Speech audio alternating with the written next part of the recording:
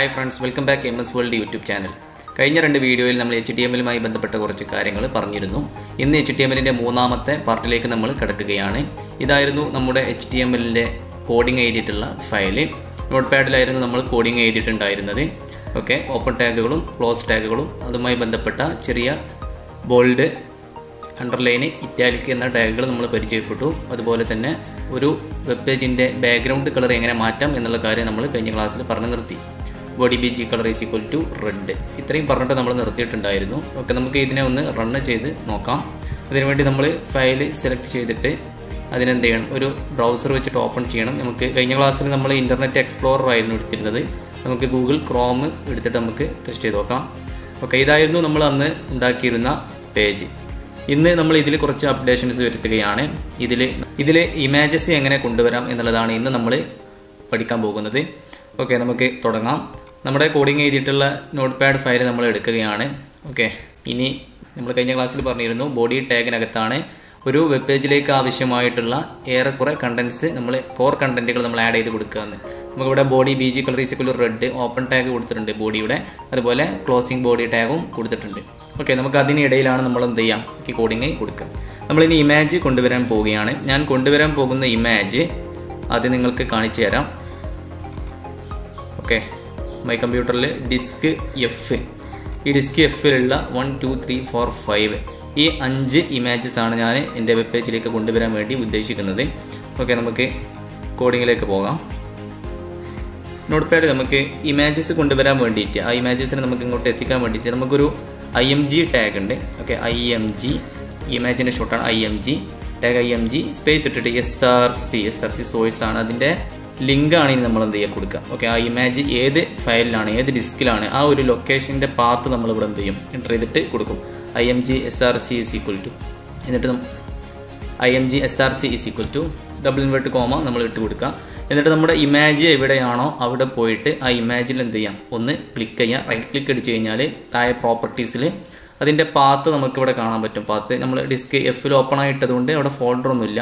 Okay, disk F, ആ disk എഫിൽ നമ്മുടെ ഫയലിൻ്റെ നെയിം കാണാൻ പറ്റും, ഡൗൺലോഡ്. ഇത് ഒരു .jpg ഫയലുമാണ്. ഇത്രയും കാര്യങ്ങൾ നമ്മൾ മനസ്സിലാക്കി കഴിഞ്ഞാൽ നമുക്ക് എന്ത് ചെയ്യാൻ പറ്റും, ഈ കാര്യങ്ങൾ നമുക്ക് അവിടെ ടൈപ്പ് ചെയ്ത് കൊടുക്കാൻ വേണ്ടിയിട്ട് പറ്റും. Okay, IMG SRC is equal to disk എഫിൽ ഡൗൺലോഡാണ്, JPG ഫയലായിരുന്നു, .jpg. ഇത്രയും കാര്യങ്ങൾ കൊടുക്കാം. മാത്രം പോരാ, സ്പേസ് ഇട്ടിട്ട് ഇതിന് ഒരു ഹൈറ്റും വിഡ്ത്തും കൊടുക്കണം. വരേണ്ട ഇമേജിൻ്റെ സൈസ് എത്രയാണ് നമുക്ക് കാണേണ്ടത് എന്നുള്ളത് നമ്മൾ എന്ത് ചെയ്യണം, സ്പെസിഫൈ ചെയ്ത് കൊടുക്കണം. So height is equal to ഞാനൊരു 200 കൊടുക്കുന്നുണ്ട്. അതുപോലെ വിഡ്ത്ത് ഈസ് ഈക്വൽ ടു ഒരു 200ഉം കൊടുക്കുന്നുണ്ട്. എനിക്കൊരു 250 കൊടുക്കുന്നുണ്ട്. ഓക്കെ, ഇങ്ങനെ കൊടുത്തിട്ട് നമ്മൾ എന്ത് ചെയ്യണം, ഇതിനെ ക്ലോസ് ചെയ്യണം. അതായത് നമ്മൾ ഇതിനെ ഒന്ന് സേവ് ചെയ്യണം. സേവ് ചെയ്തിട്ട് നമുക്ക് ഒന്ന് ചെക്ക് ചെയ്ത് നോക്കാം ഇത് നമ്മുടെ ബ്രൗസറിൽ ലോഡായി വരുന്നുണ്ടോ ഇല്ലയോ എന്നുള്ളത്. അതിനുവേണ്ടി നമുക്ക് ഇതിനൊന്ന് റിഫ്രഷ് ചെയ്യാം. ഓക്കെ, റിഫ്രഷ് ചെയ്തപ്പോൾ ഇമേജ് അവിടെ വന്നു. അതുപോലെ മറ്റു കുറച്ച് ഇമേജസ് കൂടെ നമുക്ക് എന്ത് ചെയ്യാണ്ട് ഇതുപോലെ വിട്ടു കൊടുക്കാൻ ഉണ്ട്. ഇതുപോലെ നമ്മൾ വീണ്ടും അടുത്ത് കൊടുക്കും. IMG SRC is equal to എന്ത് ചെയ്യണം, അതുപോലെ തന്നെ നമ്മൾ എന്ത് ചെയ്യുക, പാത്ത് സ്പെസിഫൈ ചെയ്ത് കൊടുക്കുകയാണ്. ഓക്കെ, സ്പെസിഫൈ ചെയ്ത് കൊടുക്കാൻ വേണ്ടിയിട്ട് ഇമേജ് ഉള്ള പൊസിഷനിലേക്ക് നമ്മൾ പോകും. ഓക്കെ, അതിൻ്റെ പ്രോപ്പർട്ടീസ് എടുക്കുന്നു. പ്രോപ്പർട്ടീസ് നമ്മൾ പാത്ത് നോക്കുന്നു, F ആണ്. ഓക്കെ, അതുപോലെ JPG ഫയലാണ്. ഫയൽ നെയിം നമുക്ക് ഇവിടെ ഉണ്ട്, ഇമേജസ് 1 ആണ്. അത് നമ്മൾ എന്ത് ചെയ്യണം, ഇതിൽ നേരെ വന്നിട്ട് കോപ്പി ചെയ്യും. ഓക്കെ, F/ ഇട്ടിട്ട് ഫയൽ നെയിം കൊടുത്തിട്ടുണ്ട്, ദെൻ .jpg. ദെൻ നേരത്തെ കൊടുത്ത അതേപോലെ തന്നെ ഹൈറ്റ് കൊടുക്കാനുണ്ട്. ഹൈറ്റ് ഈസ് ഈക്വൽ ടു, നേരത്തെ നമ്മൾ 200 കൊടുത്തു, ഇവിടെയും 200 മതി. Then width is equal to also നമ്മൾ നേരത്തെ കൊടുത്തതേപോലെ തന്നെ 250. ഓക്കെ, നമുക്ക് ഇതിന് താഴേക്ക് ഇങ്ങനെ കോപ്പി പേസ്റ്റ് ചെയ്യാം. 5 ഇമേജസ് ഉണ്ടല്ലോ, ഓരോ തവണയും നമ്മൾ ടൈപ്പ് ചെയ്യുന്നതിന് പകരം ഇതിനെ നേരെ എന്ത് ചെയ്യാം, ഒന്ന് കോപ്പി ചെയ്യാം. കോപ്പി ചെയ്തിട്ട് 5 ഇമേജ് ഉണ്ട്, 2 ഇമേജ് നമ്മൾ ഇട്ട് കൊടുത്തു. ദെൻ ഇവിടെ കോപ്പി ചെയ്തു, 4 ഇപ്പോൾ ലാസ്റ്റ് 5. ഓക്കെ, ഇത്ര ആയിട്ടുണ്ട്. നമുക്ക് ഇതിൽ ഫയൽ നെയിം മാത്രമേ ഇവിടെ മാറ്റി കൊടുക്കാനുള്ളൂ, ബാക്കിയെല്ലാം JPG ഫയൽ തന്നെ ആയിരിക്കും. ഓക്കെ, download.jpg, ഇതുപോലെ images1.jpg. അടുത്തത് മൂന്നാമത്തെ ഇമേജിൻ്റെ നെയിം നമുക്ക് അവിടെ പോയി നോക്കാം. ഇമേജസ് 2 ആണ്. പ്രോപ്പർട്ടീസ് വെറുതെ ഒന്ന് ചെക്ക് ചെയ്ത് നോക്കാം. ഇനി മറ്റേതെങ്കിലും ഫയലാണോ എന്നുള്ളത് നമുക്ക് പറയാൻ പറ്റില്ല. സോ ഇമേജസ് 2 ഉണ്ട് JPG ഫയൽ തന്നെയാണ്. ഓക്കെ, അപ്പോൾ നമുക്ക് അവിടെ ആ ഇമേജസ് 2 എന്ന് പറയുന്ന നെയിം മാത്രം അവിടെ എന്ത് ചെയ്ത് കൊടുത്താൽ മതി, മാറ്റി കൊടുത്താൽ മതി. ഓക്കെ, ഇമേജസ് 1 ഉണ്ടായിരുന്ന അവിടെ എന്ത് ചെയ്താൽ മതി, നമുക്ക് 2 ഇട്ട് കൊടുത്താൽ മതി. Then save. ദെൻ അടുത്തത് ഇപ്പോൾ 3 ഇമേജ് അവിടെ എത്തിയിട്ടുണ്ടാവും. 4ാമത്തെ ഇമേജിൻ്റെ നെയിം നമ്മൾ കണ്ടുപിടിക്കണം. 4ാമത്തെ ഇമേജിൻ്റെ നെയിം ഇമേജസ് മാത്രമേ ഉള്ളൂ അല്ലേ.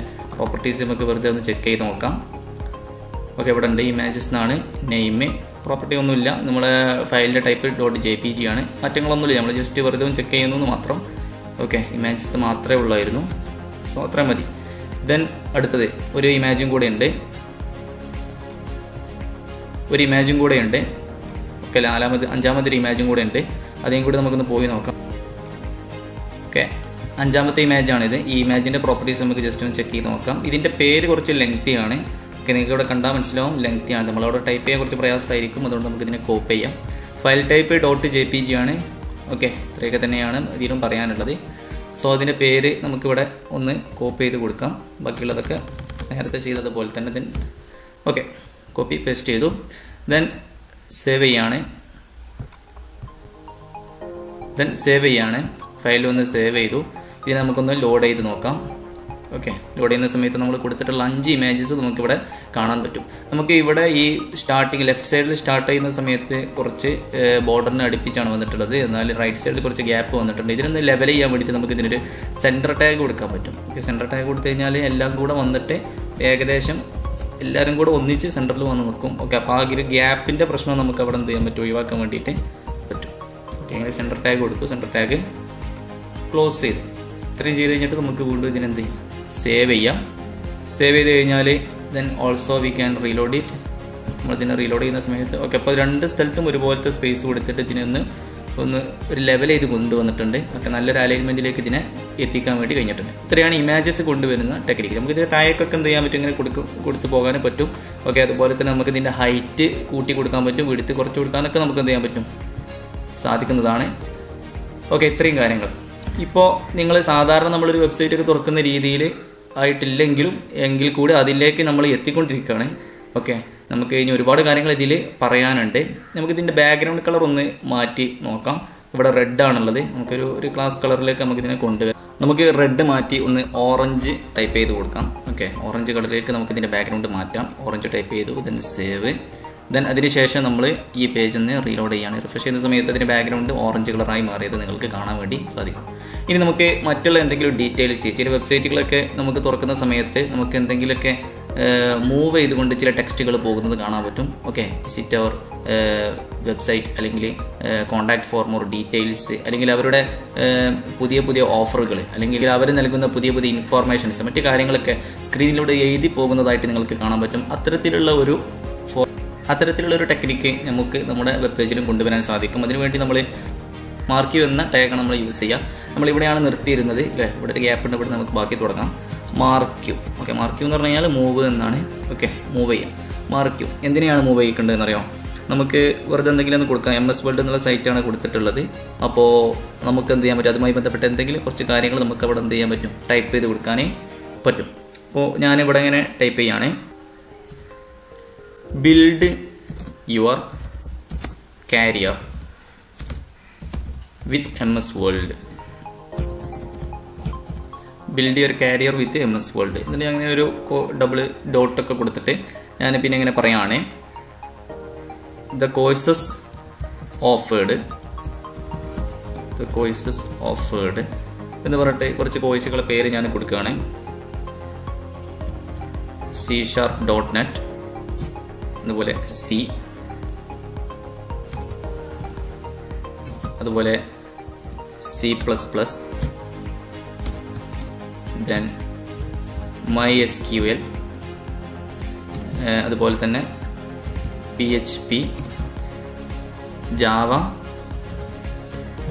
then ആൻഡ്രോയിഡ് പ്ലാറ്റ്ഫോം, അതുപോലെ തന്നെ HTML, CSS, അതുപോലെ ഓപ്സ് കോൺസെപ്റ്റ്. ഓക്കെ, ഇത്രയും കാര്യങ്ങളാണ് നമ്മൾ നൽകുന്ന കോഴ്സസ് എന്ന് പറഞ്ഞിട്ട് നമ്മൾ എന്ത് ചെയ്യാണ്, ഇവിടെ ഒരു ഇൻഫോർമേഷൻ ആയിട്ട് നമ്മളിവിടെ ഇങ്ങനെ സ്ക്രോൾ ചെയ്ത് പോകണം അല്ലെങ്കിൽ മൂവ് ചെയ്ത് പോകണം എന്ന് വിചാരിക്കാം. ദെൻ നമുക്കിവിടെ മാർക്ക് യു എന്ന് പറയുന്ന ഒരു ടാഗ് നമ്മൾ കൊടുക്കണം. നമ്മൾ കൊടുത്തിട്ടുണ്ട് marquee open tag. Then marquee close tag. Marquee എന്ന് പറയുന്ന ടാഗ് നമുക്ക് എന്ത് ചെയ്യാൻ പറ്റും? ക്ലോസ് ചെയ്യാൻ വേണ്ടി പറ്റും. ഓക്കെ, മാർക്ക് യു ക്ലോസ് ചെയ്തിട്ടുണ്ട്.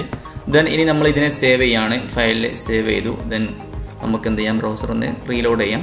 ഓക്കെ, റിഫ്രഷ് ചെയ്യുന്ന സമയത്ത് നമുക്കിവിടെ എഴുതി വരുന്നത് കാണാൻ പറ്റും. Build your carrier with MS world. The courses offered C#.NET, C, C++, MySQL, PHP, Java, Android platform, HTML, CSS, Web concept. ഇത്രയും കാര്യങ്ങൾ എഴുതി പോകുന്നുണ്ട്. പക്ഷേ അതിൻ്റെ ഫോണ്ട് സൈസ് വളരെ കുറവാണ്. ഓക്കെ, വളരെ ചെറിയ എഴുത്തായിട്ടുണ്ട്. വായിച്ചെടുക്കാൻ പ്രയാസമായിട്ടുള്ള സൈസിലാണ് അത് പോകുന്നത്. അതുകൊണ്ട് നമുക്കതിൻ്റെ സൈസ് ഒന്ന് നമുക്ക് എന്ത് ചെയ്യാം? ഒന്ന് വലുതാക്കി കൊടുക്കാം. അതിനുവേണ്ടി നമുക്ക് ഒരു ടാഗ് കൊടുക്കാൻ പറ്റും, H1. ഓക്കെ, നമ്മൾ കഴിഞ്ഞ ക്ലാസ്സിൽ നമ്മൾ ഹെഡിങ് വലുതാക്കി കൊടുക്കാൻ വേണ്ടിയിട്ട് നമ്മൾ കൊടുത്തൊരു ടാഗായിരുന്നു H1. ഇത് ഹെഡിങ് അല്ലെങ്കിൽ പോലും നമുക്ക് ബോഡിയിൽ നമുക്ക് എന്ത് ചെയ്യാൻ പറ്റും? ഈ ടെക്സ്റ്റ് സൈസ് കൂട്ടി കൊടുക്കാൻ വേണ്ടിയിട്ട് H1 യൂസ് ചെയ്യാൻ വേണ്ടി സാധിക്കുന്നതാണ്. അപ്പോൾ H1 നമ്മൾ കൊടുത്തിട്ടുണ്ട്. നമുക്കതിനൊന്ന് റീലോഡ് ചെയ്തിട്ട് നോക്കാം. ഓക്കെ, ഇപ്പോൾ നമുക്കതിനെ വളരെ കൃത്യമായിട്ട് കാണാൻ സാധിക്കും. ഓക്കെ, വളരെ വലിയ ഒരു ടെക്സ്റ്റിൽ നമുക്കത് എഴുതി പോകുന്നത് കാണുന്നുണ്ടോ? നമുക്കതിൻ്റെ സൈസ് വേണമെങ്കിൽ നമുക്കതിൻ്റെ കളർ വേണമെങ്കിൽ നമുക്ക് മാറ്റി കൊടുക്കാൻ സാധിക്കും. അതിന് നമ്മൾ ഒരു ടാഗ് കൊടുക്കണം, ഫോണ്ട്. അതിനകത്ത് തന്നെ font colour is equal to colour COLOR എന്നാണ്. കളർ ഈസ് ഈക്വൽ ടു നമുക്ക് ഒരു റെഡ് കളർ കൊടുക്കാം. Okay, font colour is equal to red. എന്നിട്ട് നമുക്ക് ഇതിനെ ഒന്ന് സേവ് ചെയ്യാം. Then refresh. ഓക്കെ, റീഫ്രഷ് ചെയ്യുന്ന സമയത്ത് നമുക്ക് റെഡ് കളറിൽ മൂവ് ചെയ്യുന്നതായിട്ട് കാണാൻ വേണ്ടി സാധിക്കും. ഓക്കെ, നമുക്കിനി ഇതിൻ്റെ നമുക്കൊരു കോൺടാക്റ്റ് നമ്പർ നമുക്ക് വേണമെങ്കിൽ ഇതിൻ്റെ താഴെ കൊടുക്കാം. അത് മൂവ് ചെയ്യാതെ തന്നെ നമുക്ക് വേണമെങ്കിൽ കൊടുക്കാൻ പറ്റും. മൂവ് ചെയ്യാതിരിക്കുക നമ്മുടെ ഇഷ്ടമാണ്.